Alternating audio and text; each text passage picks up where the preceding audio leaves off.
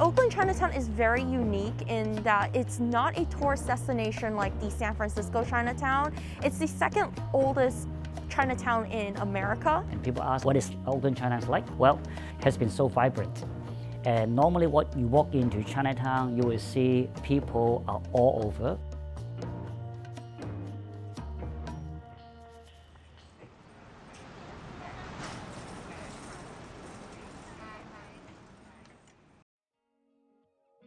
Well, my name is Carl Chen. I have been serving on the Chinatown Chamber of Commerce for 30 years now.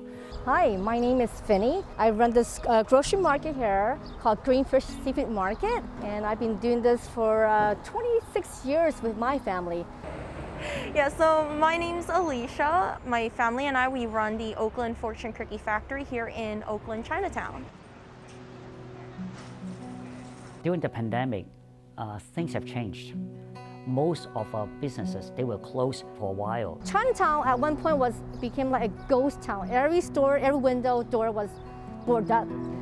And at that time, we were forced to close 3 hours early a day. The major reason is that many people decided not to come out, not only because of pandemic, because of the attack in the AAPI community, and especially our elderly. And these people are so vulnerable, they cannot defend themselves.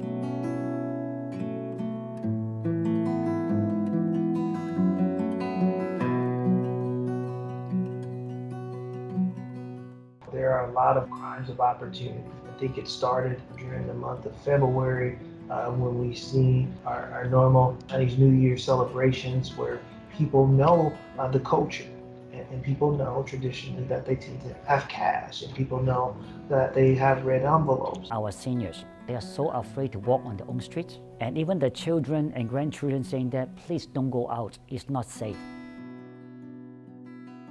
People thought that this kind of attack just came out recently, but the fact is that many Asian and also elderly have been attacked for years now. Much of this toxic rhetoric demonizing the AAPI community is coming up from the highest, ranking of a politician, a former president. Some politicians called it the China flu or China virus. I feel really hurt. I feel really hurt that this gets blamed on China because this COVID could come from anywhere. It could be from, Europe. The rise of hate crimes, as soon as the coronavirus issue started last February and March, it felt inevitable that there would be a new wave of discrimination and us being ostracized. Many people have been upset, angry because they could not go out, and they are blaming on others. When people are angry, they are trying to find ways to express their anger. I was, born and raised here 40 years ago. We witnessed a lot of things that happened in Oakland, Chinatown, East Oakland, to my family, to my friends. It was never loud. Stories never been told. Carl Chan, we've known him for years. He was attacked last week in the center of Chinatown.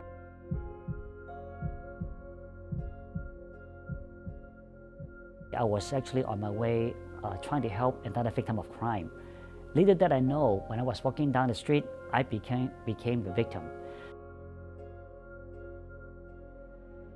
This person behind me, screaming and yelling racial slurs and throwing his entire body at me with this punch.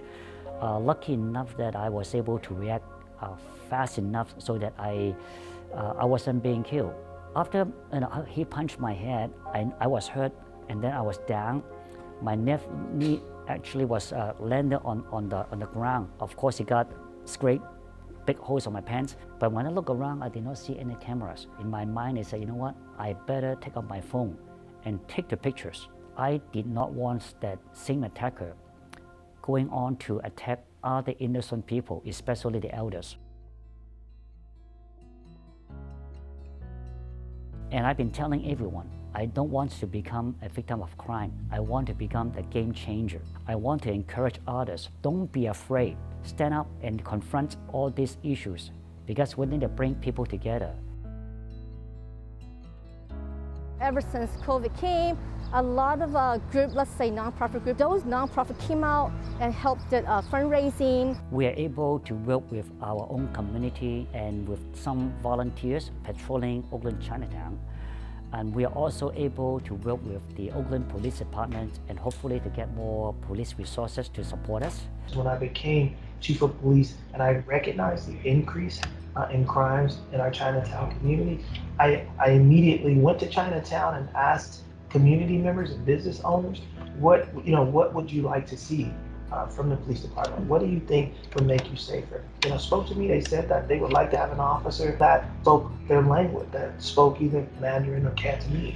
With that information, I went back and created a position called the Chinatown Liaison Officer. So that officer was able to go into the community and begin to communicate with those in Chinatown in their language. Oakland is a city that prides itself on having unity, right? And that we don't want to see any one of our communities be picked on. To send a message to anybody that wants to victimize this community that we are all in this together. We want to making sure that we are here to stay, we belong, and we are Asian Americans. We should be so proud of ourselves.